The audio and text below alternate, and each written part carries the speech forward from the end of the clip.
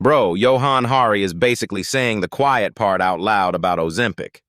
The quiet part is miracle for weight, but new problems for brains and culture, right?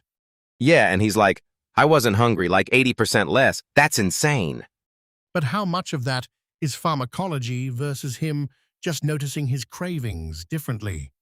He literally compares it to Christmas dinner fullness, like you could force a Big Mac but won't want it. That analogy matters because the whole argument is about satiety signals, not pure willpower. He keeps saying GLP-1 is everywhere, gut, brain, so it's not just stomach slowdown. And the most controversial bit is the brain reward system debate versus a satiety reset. The factory reset phone theory is funny but also terrifying if true. Because if it changes preferences, then you're not just treating obesity, you're editing psychology. Hari also hints at depression or suicidal feelings, and that FDA warning sticks in my head. And he admits scientists disagree. Some say reward damping, others say preference resetting, others say something else entirely. Still, the comfort eating part feels real, like the drug kills an emotional coping mechanism. Right. If food was comfort and the drug removes comfort eating, the distress doesn't vanish, it relocates. This is basically addiction transfer, but applied to eating first, then alcohol or gambling or shopping. Bariatric surgery already shows that pattern, so the question is, does GLP-1 do the same thing too? He mentions about 17% needing inpatient psychiatric treatment after surgery. Those numbers are brutal. And suicide risk almost quadruples. People gloss over that when they talk only about weight loss. But I also get his defense. Obesity is itself a massive health risk, so doing nothing isn't neutral. Yeah, but doing something and doing it forever are different questions. The diets fail for 90% argument was strong. He uses that long-term dieting study picture. He says, most diets only show big results for like 3 months, then almost nothing long-term. Which is why the world moved from calories in-out debates to biology fights back. Set point theory rising with weight, slower metabolism, cravings higher, energy lower. Yeah, that tracks with lived experience. And that's why he connects the drug to lowering the set point, at least potentially. I liked the rat experiment, Cheesecake Park, like they abandoned their evolved food entirely. Rats getting obsessed and launching themselves into cheesecake is grotesquely funny and horrifying. The killer's takeaway is the environment undermines satiety, so humans stop trusting "I'm full" as a signal. And processed food supposedly adds like 500 extra calories a day without even trying. 500 is a big number, could be measurement artifacts, but the mechanism of hyperpalatability is real. That's why he calls it obesogenic environment, which feels like carcinogenic but for appetite. You don't hear obesogenic in casual conversation, but the concept is basically the world pushes you toward obesity. His optimism anchor is Japan, rich but low obesity, so environment can be changed. The school nutrition thing sounded almost too perfect, though. No processed food, kids taught to stop at 80% full.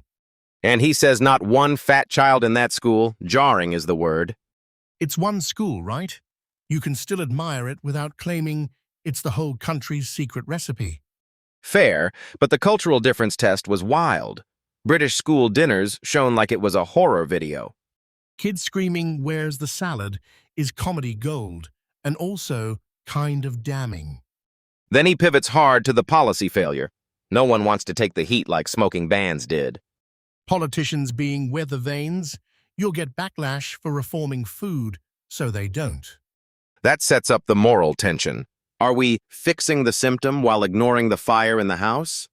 And his cancer friend analogy is basically save the person first, then you tackle the environment. I like that because it beats the purity test argument. Just eat better is unrealistic for millions. But Malik, the risk side is still underplayed socially, especially eating disorders. He's worried about young girls using it for self-starvation, like the most effective self-starvation tool ever. And the online access concern, Zoom doctor, fake BMI, counterfeit supply. Yikes. He argues it should be prescribed only via physical doctors trained to spot eating disorders. That's a very specific policy solution, but it also raises capacity issues. How many trained clinicians exist? Exactly, and until the system adapts, you'll get a market for I want suppression now. Also, the economics. Hari mentions UK cost versus US cost, and shortages shifting prices. So it's not only a medical story, it's a supply chain and access story too. And yet you still can't deny the health benefits. Lower heart attack and stroke risk in higher BMI populations. Yeah, it's not vanity, it's cardiometabolic risk reduction, at least based on emerging data. But even then, thyroid cancer risk talk, 50 to 75% increased risk, makes me want caution, not hype. It's scary because percentage increase sounds abstract until you remember millions will take it. Ozempic face is a smaller risk, but the point is, trade-offs aren't one-dimensional. True, and he's like, not worried for myself, which is a darkly funny line in a heavy episode. The bigger theme for me is appetite is biology, plus psychology, plus trauma, plus environment. And he drops that trauma statistic via Satiety, 60% of severe weight gain after sexual abuse, wildly important. Because it frames obesity as protection sometimes, not just gluttony, and drugs can disrupt that protection. Exactly, and that explains why some people get freaked out when comfort mechanisms get removed. Still, I wish he'd separate experienced sadness from caused depression, because correlation gets messy fast. But he keeps saying science is still forming, like a picture coming into shape, so we shouldn't pretend certainty. That's the healthiest stance, neither rah-rah miracle nor devil drug, just honest complexity. The internet would hate that balanced take, but I do too. All right, next episode better talk about what to do with all this, clinically, ethically, and politically. Deal. Because this episode already feels like the argument for use carefully, regulate better. And also the argument for fixing the food environment, not just suppressing the appetite signal. Exactly. Stop the fire, not just cover the smoke. Okay, we're done sweating about GLP-1 for today. Let's roll into the second half. Next up in episode 2, we're going deeper into the specific risks and the practical guardrails people actually need. That episode energy is wild, like Miracle Pill with a horror subplot. Exactly, it's not Ozempic good-bad, it's Ozempic yes, and also, yikes. The part that got me is how it kills hunger, like instantly. And not just hunger, satiety timing, reward plumbing, the whole brain vibe. The Christmas dinner Big Mac analogy is depressingly relatable. But doesn't that raise a terrifying question? Who decides what normal appetite is? Right, because if your brain's preference menu resets, that's not cosmetic. It's like factory resetting your cravings and hoping you like the default UI. And then you hear people get emotionally dulled after losing weight. That bit felt important because less hungry doesn't automatically mean happier. Society treats appetite like a switch, but it's tied to comfort, coping, trauma. The 5 reasons people eat framing was sneaky smart, honestly. Sustenance, pleasure, comfort, then the extra ones that keep slipping past people. And when comfort eating gets blocked, the problems don't vanish. They resurface. Yeah, it's like telling someone to stop leaning on a wall while they're still falling. But here's my pushback. Does everyone react like that story, or is that selection bias? True, but even if it's a minority, it's enough to demand guardrails. Guardrails like physical doctors, training to spot eating disorders, not Zoom roulette. Doctor on Zoom, lie about BMI, get it shipped, is the Wild West. And the scariest part is the speed. People chasing self-starvation with a tool that works too well. The most effective tool for self-starvation, and somehow it's sold like a productivity app. Also, the pricing gap, UK around £250, US 800 to 1200, turns it into a class issue. Yep, so you get the rich fixing appetite while the rest get the side effects of the discourse. Speaking of discourse, I love the middle stance. Neither miracle nor demon. The internet wants you to pick a team and cosplay, not think. But the episode keeps returning to one theme. Benefits are real, risks are real, mechanisms are complex. That braided plot line, obesity and the drug story, are intertwined, not parallel. Yet I keep worrying people will use complex as an excuse for inaction. Exactly, because the other half of the argument is fix the obesogenic environment. Stop the fire, don't just cover the smoke. The obesogenic environment point felt obvious, but it was still hard-hitting. Like processed food primes you to overshoot satiety. 500 extra calories a day is insane. That number makes me think, I'm not eating more, my biology is eating for me. But then comes the policy question. Why won't governments act like they did with smoking? Because politicians are weather vanes, and sugar lobbying is a storm system. Smoking took decades, though. Food reform will be slower too, right? Maybe, but the Japanese example proves it can move fast when it's cultural and structural. The school nutritionist system, no processed food, balanced meals, even teaching 80% fullness. That's so dystopian compared to us. Kids actually learn broccoli is a favorite. They reacted like you showed them graphic content when they showed them British school dinners. It's funny, but also kind of heartbreaking that healthy food is seen as punishment here. This is why I think appetite suppression meds alone won't solve culture, only reduce symptoms. But I get the counterpoint. You might be dead before the environment changes. The Judy cancer analogy hit me. Put out the fire first, then debate materials. And the Jeff Parker story. Health reversals, walking again, happiness. Those aren't small outcomes. Yet we have to hold on to the other evidence too, like thyroid cancer risk signals. The 50 to 75% risk increase number is terrifying, but the nuance matters. It's not everyone gets cancer. It's your baseline risk goes up by that factor. So your life's odds math gets uglier, and the uncertainty is still a mess. And that's why diabetics used it for 18 years isn't the whole story for obesity users. Right? Obese metabolism, different exposure patterns, different outcomes. People deserve targeted research.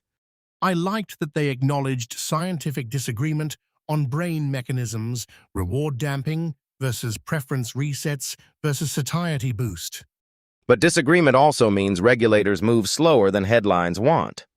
And the marketing moves faster than evidence, which is how you get fear and hype in equal measure. Meanwhile, the public hears only Ozempic face and miracle drug, nothing about complexity. The meme economy eats the nuance alive and spits out caricatures. Okay, but let's land it. We need two tracks, medical benefits with tight prescribing and environment reform. And we need to talk about mental health explicitly, not treat it like an optional add-on. Because if comfort eating is blocked, you better have other coping tools ready. Otherwise, you just outsource suffering to a different addiction or a different coping mechanism. That addiction transfer angle is grim, but it's a useful warning label. Grim label, but real, like this may change your emotional weather. So yeah, this episode didn't tell us to stop thinking. It told us to think harder. And that's why episode 2 better be practical, because complexity without action is just vibes. Amen. Use carefully, regulate better, and fix the food system too. All right, we're clocking out. Brains are full, appetite charts are burned into our retinas. Thanks for hanging with us. Come back next time for the guardrails. Next episode, we're getting into what risks look like in real life and what to do about them. The wild part is how quickly your brain rewires appetite signals. And the fact it's not just less hunger, it's different preferences. That McDonald's story was painfully relatable in a weird way. Relatable for you, not for the Big Mac economy, obviously. But the bigger controversy is the promise. Inject yourself, stop eating. Yeah, and the counterpromise is, it's miracle until it isn't. I hate how both sides talk like there's one switch inside the brain. Because the mechanism sounds neat, but the outcomes are messy as hell. Let's anchor this. GLP-1 satiety reward systems, whatever the exact math. The podcast made it sound like satiety gets turned up, like volume knob. And that's why comfort eating gets disrupted, not just snacking. Comfort eating, as emotional anesthesia, is the scary layer nobody budgets for. Congrats, you're less hungry sounds wholesome until you lose your coping tool. Exactly. And then that coping tool either disappears or relocates. Addiction transfer is the most grown-up horror movie plot twist. Like bariatric surgery, showing depression spikes in a chunk of people. The stat about inpatient psychiatric treatment felt like a warning siren. But I also don't want to flatten everything into these drugs cause tragedy. Right, because physical risk reduction looks real and huge for many people. That 56% less likely to die of heart attack type outcomes get ignored by doomers. Yet the episode's tone is basically health gains plus psychological hazards. And it's also plus uncertainty, science disagreement about brain effects. Like dampening reward system versus resetting preferences versus satiety system theory. The brain is not a thermostat, but people talk like it's a single dial. The reset to factory settings line, honestly, that's either brilliant or alarming. It's both, because factory reset also means you might reset parts you liked. Especially if your personality includes, I like that roll for breakfast. And then you get muted emotions for months, like the episode described. That's the kind of side effect people don't imagine because it's not in a nausea checkbox. It makes me wonder how informed consent works when the risks are partly subjective. Because I feel worse emotionally can be dismissed as, you're adjusting. Exactly. And if depression signals are rare but serious, the reporting system matters. And FDA-required warnings exist, even if some researchers dispute suicide risk estimates. Dispute doesn't mean imaginary. It means uncertainty and still enough reason to be cautious. What I couldn't stop thinking about is the Cheesecake Park experiment. The rats abandoning evolved foods for the American junk combo. Insane imagery. Completely slicked with cheesecake is a sentence my brain will never forget. The deeper claim is obesogenic food undermines satiety signals. Which also fits the 500 extra calories processed food drift people mention. Yeah, because if your brain can't tell you stop, willpower is doomed. And dieting becomes a punishment ritual. Lose for 3 months. Regain because biology fights back. Set point theory, rising metabolism defenses, cravings. Your body treats weight loss like threat. The episode basically braided food system, satiety disruption, set point rise, dieting failure. And then drugs intervene by restoring satiety hormones, at least partially. But then there's the part I find most ethically tense, eating disorder access. The episode's worry about young women trying to self-starve is not hypothetical. Especially with telemedicine loopholes and counterfeit supply, this feels like regulation lag. Like, if you make a hunger-suppressing tool easy to acquire, someone will use it for the worst reasons. And the BMI gate gets gamed because BMI can be lied about, gamed, or misunderstood. BMI, the bureaucratic way to pretend we've measured something clean and objective. Which is why the proposed guardrail, physical doctor trained in eating disorder screening, matters. But then you ask, even if you regulate access perfectly, you can't regulate every emotional outcome. True, and uncertainty is the enemy of long-term planning for patients and families. The thyroid cancer risk statistic also threw me because relative increase sounds technical. Yet even when absolute risk is small, mass uptake can still be a big public health story. And the fact that some scientists dispute it, and the EMA isn't persuaded yet, that's still not reassuring enough. I kept thinking, this is the kind of risk that doesn't show up fast enough to scare marketers. Exactly. And then Ozempic face becomes the distraction from the deeper trade-offs. The cosmetic meme versus the clinical reality. Muscle loss, emotional changes, and long tail effects. Speaking of long tail, the episode's cancer trauma analogy hit me too hard. The house on fire argument is morally intuitive even if you still wish you could stop the fire. It's like fight obesity's environment, but don't ignore immediate survival odds. And then Japan becomes this, we could have fixed the environment proof of concept. School nutritionists, by law, processed food banned, eat until 80% full, as a norm. Those kids screaming at British school dinners was comedy and tragedy at once. It shows you culture can steer appetite without chemical hacks. But policy inertia is real. Politicians get punished for the boring health moves. Weathervane quote, right? Politicians react to votes, not to cigarettes on tube logic. And smoking reform proves big behavior. Ecosystems can change fast when willpower becomes policy.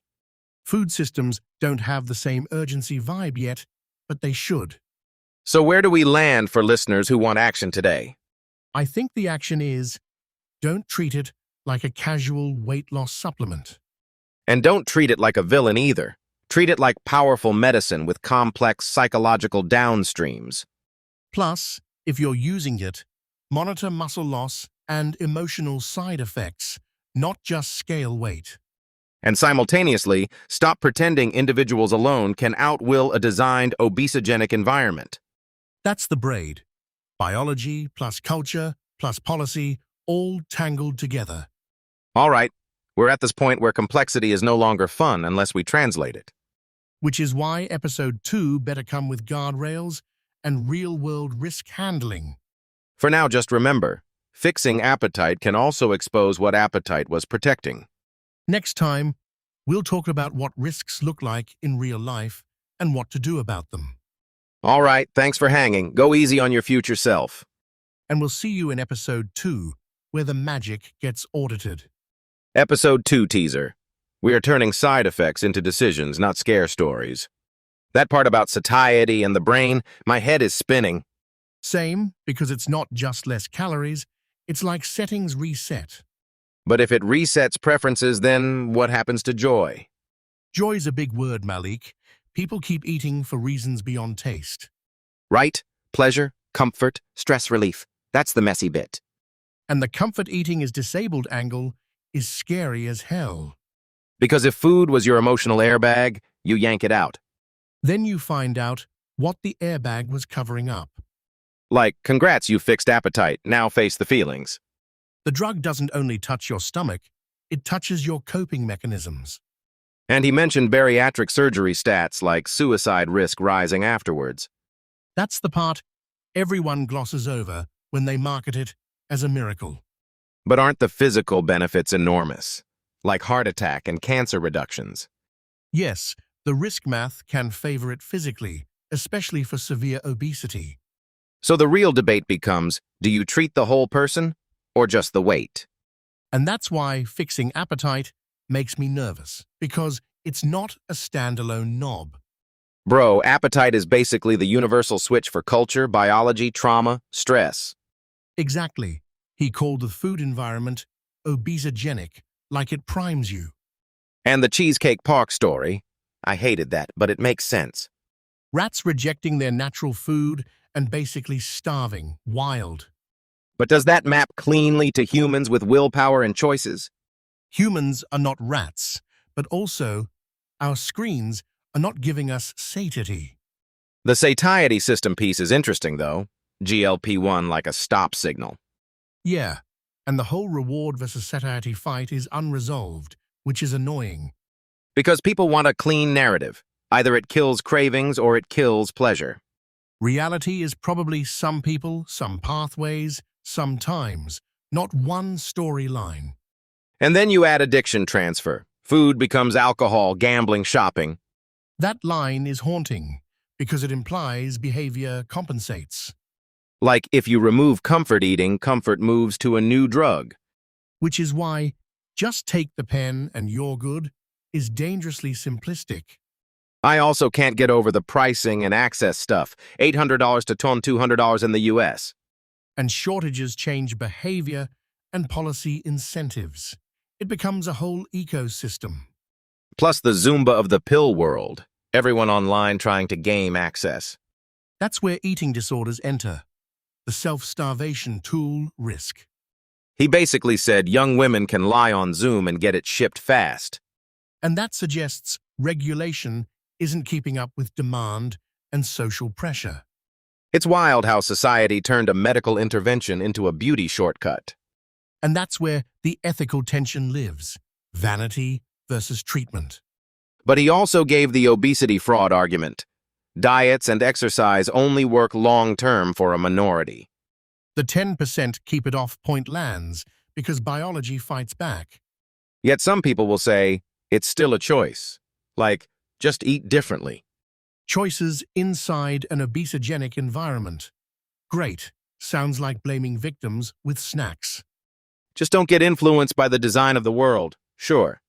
That's why the smoking analogy was such a strong comparison to policy change. Because smoking went from everywhere to banned indoors, public health pivot in decades. Food reform could be similar, but nobody wants the political backlash. Politicians are basically weather vanes, waiting for applause before action. And meanwhile, people start treating a systemic problem with a personal chemical fix. Japan as the counterexample. School nutrition, no processed food, 80% full rule. That's the part that felt real, not just motivational. Culture and incentives actually matter. Also kids loving broccoli and seaweed while British kids look at it like punishment. If you showed them Japanese school meals, they'd revolt like it's a hostile takeover. Which brings us back to the main conflict. The drug works, but fixing appetite may uncover risk. And there are risks he named that are genuinely grim, like thyroid cancer signals. Yeah, the 50 to 75% increased risk claim, even if absolute numbers are small. Small, absolute risk, huge population impact. Math doesn't care about vibes. But he also said not worried about Ozempic face personally, which I found funny. The dude chooses his battles, accepting cosmetic change to avoid metabolic disaster. The broader question is, who gets it, who monitors it, and what support comes with it? Exactly. Prescription should come with mental health screening, not just BMI. Because GLP-1 is changing the brain's stop and want, not just calories. And if you don't handle that psychological interface, you might swap one harm for another. So my takeaway, treat it like surgery for behavior, not like vitamins for fat. Surgery implies prep, aftercare, and consent, not just press pen, lose weight, goodbye. Consent matters because side effects are not only nausea and stomach stuff. Right. Emotions, depression signals, addiction transfer, trauma resurfacing.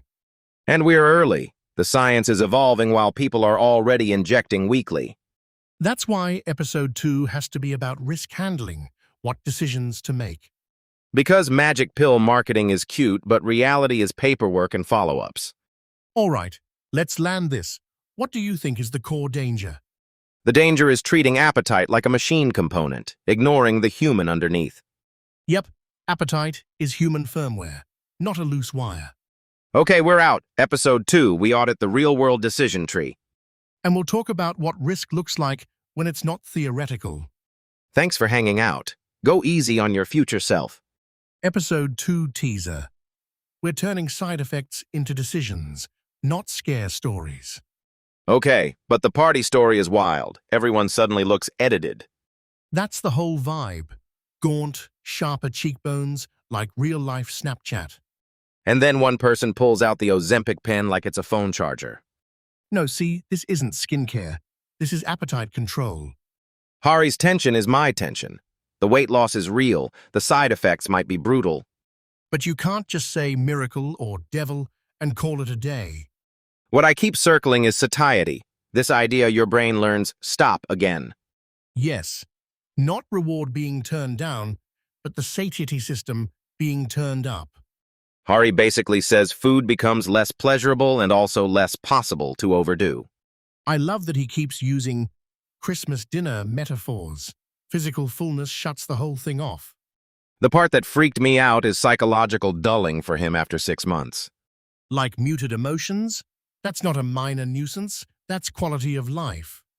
And then he connects it to depression and suicidal feelings. There's real controversy there.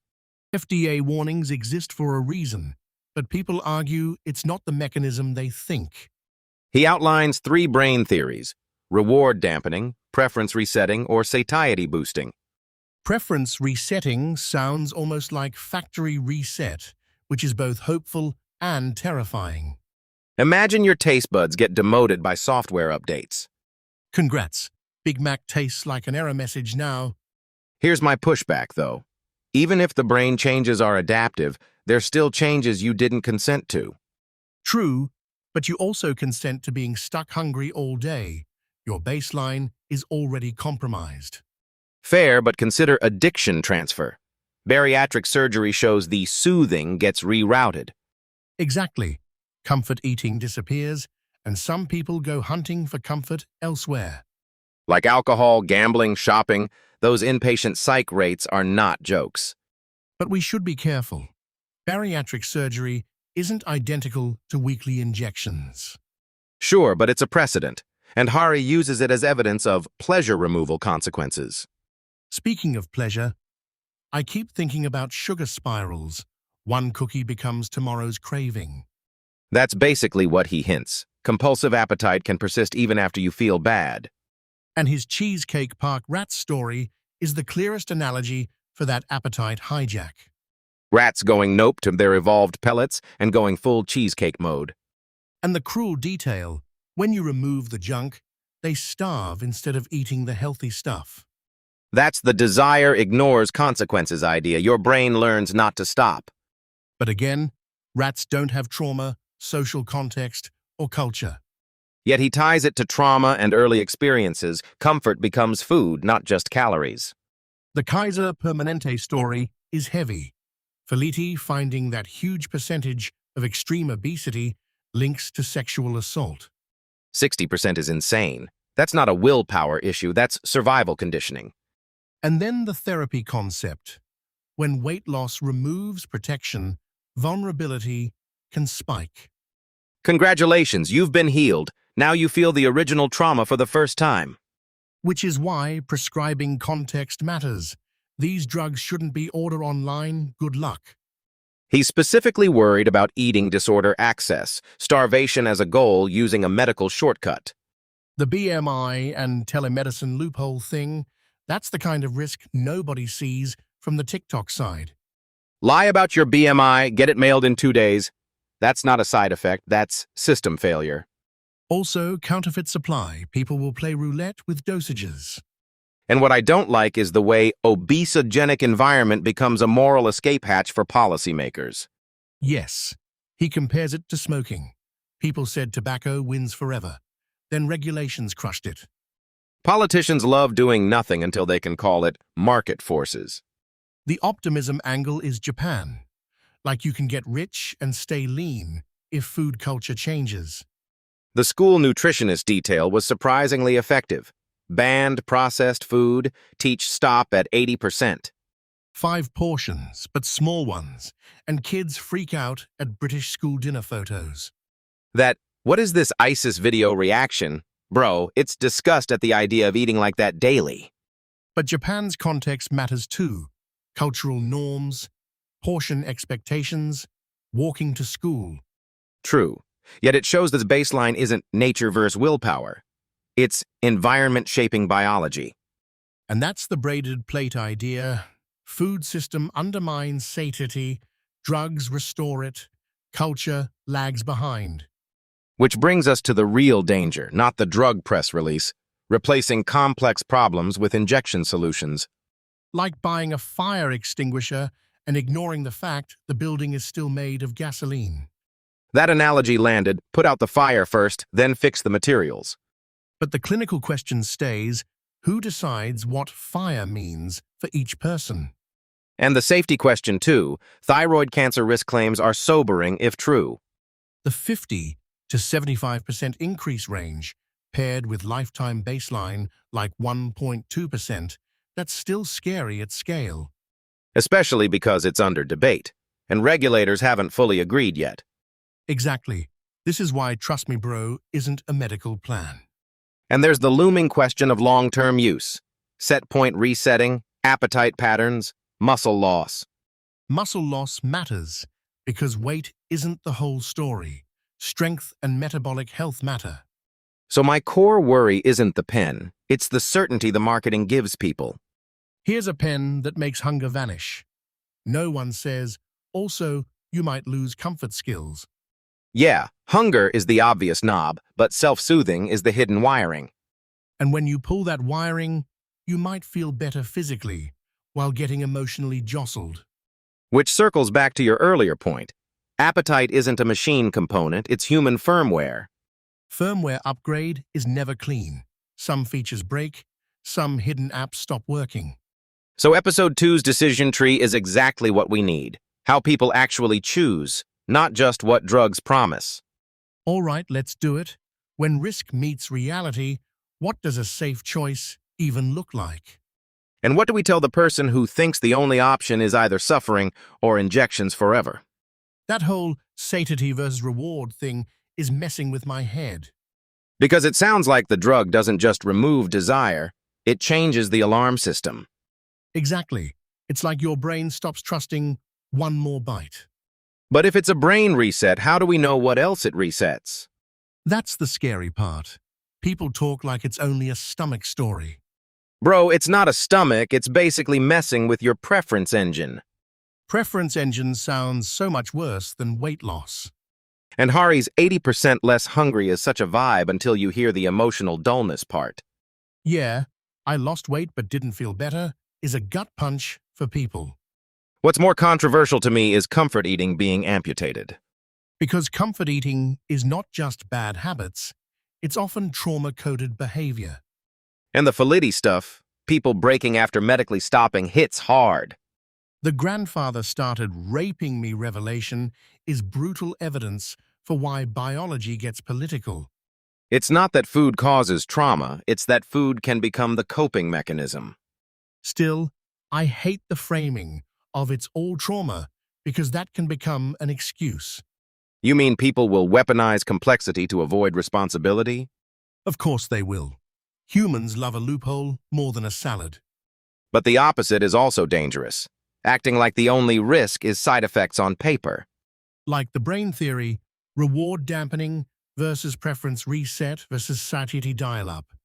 And we're supposed to trust certainty when the science is still disagreeing. That's why the bariatric surgery parallels matter. Because you get physical benefits, but psychological trade-offs can show up later. The suicide risk quadruples stat is not something to brush off like marketing copy. And then there's addiction transfer. Food soothing gets outsourced to alcohol or gambling. Like comfort is a landlord, and the tenant always finds a new place to rent. Okay, but then, if these drugs reduce comfort eating, what replaces it? That's the question, isn't it? Do people get support to build new coping routes? Or do they just lose weight and get left alone with the feelings? And society loves left alone when it's inconvenient. Right, because emotional labor is cheaper to ignore than to fund. I also found the Cheesecake Park experiment terrifyingly intuitive. The rats refusing natural food until starvation, like the world rewires what counts as food. Which links back to obesogenic environments. Our built world undermines stop signals. But here's my pushback. If the environment is the problem, why aren't we treating that first? Because policy moves like a bureaucratic glacier, people want relief now. True, but relief now can become lifelong maintenance without fixing causes. And that's where people get trapped, suffering versus injections forever. Or the opposite trap, casual online access leading to misuse, especially for eating disorders. The BMI gatekeeping problem on telemedicine is real. Doctors are humans, not scanners. And if the drug is an effective self-starvation tool, it'll attract the wrong use cases. Which is why the proper trained clinician line matters. Detection changes outcomes. The drug isn't magic. It's a loaded question answered by the healthcare system around it. So my takeaway is messy. Massive benefits are real, but just take it is irresponsible. And in episode 2, we should talk about what a safe choice even means in practice. Not vibes, not fear-mongering. Real decision rules for real humans. All right, let's wrap this one before we spiral into a whole pharmacy policy manifesto. Please know, my brain already feels like satiety levels are being negotiated. Thanks for hanging out with us. Catch you in the next one. Next episode, we'll unpack how people actually choose when the promise and the risks collide.